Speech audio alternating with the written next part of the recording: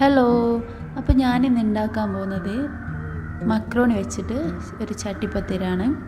അപ്പോൾ എല്ലാവരും ഇതൊന്ന് ട്രൈ ചെയ്ത് നോക്കണം.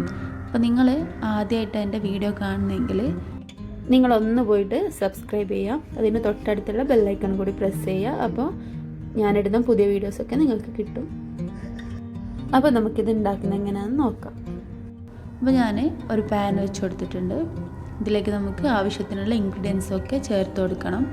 അപ്പോൾ ഇതൊന്ന് ചൂടായി വരുമ്പോൾ നമുക്ക് 2 ടേബിൾ സ്പൂൺ കോക്കനട്ട് ഓയിൽ ചേർത്ത് കൊടുക്കുക. ഏത് ഓയിൽ ചേർത്താലും കുഴപ്പമില്ല, ഞാനിപ്പോൾ കോക്കനട്ട് ഓയിലാണ് ചേർക്കുന്നത്. അപ്പോൾ 2 ടേബിൾ സ്പൂൺ ചേർത്ത് കൊടുത്തിട്ടുണ്ട്. എന്നിട്ട് ഇതൊന്ന് ചൂടായി വരുമ്പോൾ നമ്മൾ ഇവിടെ 2 ഉള്ളി ഞാൻ കട്ട് ചെയ്ത് വെച്ചിട്ടുണ്ട്, അതും കൂടി ചേർത്ത് കൊടുക്കണം. ഞാനിവിടെ മീഡിയം സൈസ് 2 ഉള്ളിയാണ് എടുത്തത്. അപ്പോൾ അതും കൂടി ഒന്ന് ചേർത്തിട്ട് നന്നായിട്ട് വഴറ്റിയെടുക്കണം. ശേഷം നമ്മൾ ഇതിൽ കുറച്ച് ഉപ്പ് കൂടി ചേർത്ത് കൊടുത്തിട്ട് ഒന്ന് വഴറ്റിയെടുക്കണം. അപ്പോൾ ഉപ്പ് കൂടി ചേർത്ത് കഴിഞ്ഞാൽ പെട്ടെന്ന് തന്നെ ആയി കിട്ടും. പിന്നെ നമ്മൾ ഉപ്പ് ചേർത്ത് കൊടുത്തു. പിന്നെ ഇതിലേക്ക് കുറച്ച് പച്ചമുളകും ഒരു തക്കാളി കൂടി ചേർക്കുന്നുണ്ട്. അപ്പോൾ ഒരു ചെറിയ തക്കാളിയാണ് ഞാൻ ചേർത്തത്, ഒരു 3 പച്ചമുളകും ചേർക്കുന്നുണ്ട്. അപ്പോൾ എരിവ് കൂടുതൽ ആവശ്യമുള്ളവർക്ക് 3 മുതൽ 6 വരെയൊക്കെ ചേർത്ത് കൊടുക്കാം. എന്നിട്ട് നന്നായിട്ടൊന്ന് വഴറ്റിയെടുക്കുക. നമ്മളിത് ഒരു കറി ടൈപ്പാണ് ഉണ്ടാക്കുന്നത്, അല്ലെങ്കിൽ ഒരു ഗ്രേവി ടൈപ്പാണ് ഉണ്ടാക്കുന്നത്, അല്ലാതെ മസാല അല്ല. അതുകൊണ്ടാണ് തക്കാളി ചേർക്കുന്നത്. അപ്പോൾ ഇതിലേക്ക് ജിഞ്ചർ ഗാർലിക് പേസ്റ്റ് ഒരു ടേബിൾ സ്പൂൺ ചേർക്കുന്നുണ്ട്. അപ്പോൾ ഞാൻ പേസ്റ്റ് രൂപത്തിലല്ല ചേർക്കുന്നത്, ഒന്ന് ജസ്റ്റ് ഒന്ന് ക്രഷ് ചെയ്തിട്ടാണ് ചേർക്കുന്നത്. അപ്പോൾ അത് കൂടുതൽ ടേസ്റ്റ് വരും. അപ്പോൾ അതിൻ്റെ ഒരു പച്ചമണമൊക്കെ മാറിയതിന് ശേഷം നമ്മൾ ഇതിൽ മഞ്ഞൾപ്പൊടി ഇട്ട് കൊടുക്കുക. ഒരു 1/4 ടീസ്പൂണോളം മഞ്ഞൾപ്പൊടി, 2 ടേബിൾ സ്പൂണ് മല്ലിപ്പൊടി, പിന്നെ 1 ടേബിൾ സ്പൂണ് മുളക് പൊടി കൂടി ചേർത്ത് കൊടുക്കുന്നുണ്ട്. അപ്പോൾ എന്നിട്ട് ഇതൊക്കെ നന്നായിട്ടൊന്ന് മിക്സാക്കി എടുക്കണം. പിന്നെ ഞാനൊരു 250 ഗ്രാമോളം ബോൺലെസ് ചിക്കന് വേവിച്ച് വെച്ചിട്ടുണ്ട്. അപ്പോൾ ചിക്കൻ നിങ്ങൾക്ക് കൂടുതലും കുറവും ചേർത്ത് കൊടുക്കുക, അതിന് അളവും കാര്യമൊന്നും പ്രശ്നമല്ല. അപ്പോൾ ഇതും കൂടി ഞാൻ ചേർത്ത് കൊടുക്കുന്നുണ്ട്. ഞാൻ കുറച്ച് ഉപ്പും മഞ്ഞളും കുറച്ച് പെപ്പറും കൂടി ചേർത്തിട്ട് വേവിച്ചെടുത്തതാണ്. അപ്പോൾ ആ വെള്ളം നമ്മൾ ഇതിൽ ചേർത്ത് കൊടുക്കുന്നുണ്ട്, ചിക്കൻ വേവിച്ച വെള്ളം. എന്നിട്ട് നന്നായിട്ടൊന്ന് യോജിപ്പിച്ചെടുക്കുക.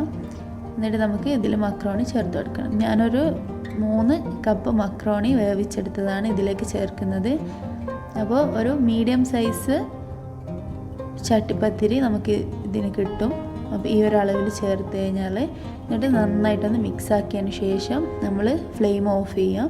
എന്നിട്ട് ഇതിലേക്ക് നമ്മൾ മല്ലി പുതിന കൂടി ചേർത്തിട്ട് ഒന്ന് മിക്സാക്കി കൊടുക്കുക. പിന്നെ നമുക്ക് ആവശ്യമുള്ള വേറൊരു ഇൻഗ്രീഡിയൻ്റ് എന്ന് വെച്ചാൽ 3 മുട്ടയാണ്. അപ്പോൾ ഇതിലേക്ക് 3-4 മുട്ട ചേർക്കാം. അപ്പോൾ മുട്ട ചേർക്കുന്നതെന്ന് വെച്ചാൽ നമുക്ക് ചട്ടിപ്പത്തിരീൻ്റെ ഒരു ഷേപ്പ് കിട്ടാൻ വേണ്ടിയിട്ടാണ്. അപ്പോൾ നമ്മൾ ഇതിലേക്ക് മുട്ട ചേർത്തിട്ട് വേറൊരു പാനിലേക്ക് ഒഴിച്ചു കൊടുക്കും മിക്സ് ആക്കിയതിന് ശേഷം. അപ്പോൾ നമ്മൾ മുട്ട ചേർക്കുന്നതിന് മുന്നേ ഫ്ലെയിം ഓഫ് ചെയ്യണമെന്ന് ഞാൻ നേരത്തെ പറഞ്ഞിട്ടുണ്ട്. അപ്പോൾ ഫ്ലെയിം ഓഫ് ആക്കിയതിന് ശേഷം ഈ മുട്ട ചേർത്തിട്ട് നന്നായിട്ടൊന്ന് മിക്സ് ആക്കി എടുക്കാം. അപ്പോൾ നിങ്ങൾ ഇത് മിക്സ് ആക്കിയതിന് ശേഷം നിങ്ങളൊന്ന് ഇതിൻ്റെ ഉപ്പൊക്കെ ഒന്ന് നോക്കണം, കറക്റ്റ് പാകത്തിനുള്ള ഉപ്പാണെന്നൊക്കെ നോക്കണം. ശേഷം നന്നായിട്ട് യോജിപ്പിച്ചെടുക്കുക. എന്നിട്ട് നമ്മൾ വേറൊരു പാനിലേക്ക് ഒഴിച്ചു കൊടുക്കുന്നുണ്ട്. അപ്പോൾ ഞാനിത് അങ്ങോട്ടേക്ക് മാറ്റി വെച്ചതിന് ശേഷം ഒരു പാന് വെച്ച് കൊടുത്തിട്ടുണ്ട്. എന്നിട്ട് അതിലേക്ക് കുറച്ച് എണ്ണ ഒഴിച്ചു കൊടുത്തതിന് ശേഷം നമ്മൾ ഇത് ഒഴിച്ചു കൊടുക്കാം. നമ്മൾ നേരത്തെ ആക്കിയ ചട്ടിപ്പത്തിരി കൂട്ട് ഇതിലേക്ക് ഒഴിച്ചു കൊടുത്തിട്ടുണ്ട്. എന്നിട്ടൊന്ന് അടച്ചു വെച്ചിട്ട് നന്നായിട്ടൊന്ന് വേവിച്ചെടുക്കുക. ഒരു 10 മിനിറ്റോളം ലോ ഫ്ലെയിമിൽ വേവിച്ചെടുത്താൽ മതി. അപ്പോൾ കറക്റ്റ് പാകത്തിന് വേവ് കിട്ടും. അപ്പോൾ നമ്മളായിട്ടുണ്ട്. അപ്പോൾ എല്ലാവരും ഇത് ചൂടോടെ കഴിക്കാൻ ശ്രദ്ധിക്കാം. അപ്പോൾ വീഡിയോ ഇഷ്ടമായെങ്കിൽ താങ്ക് യു.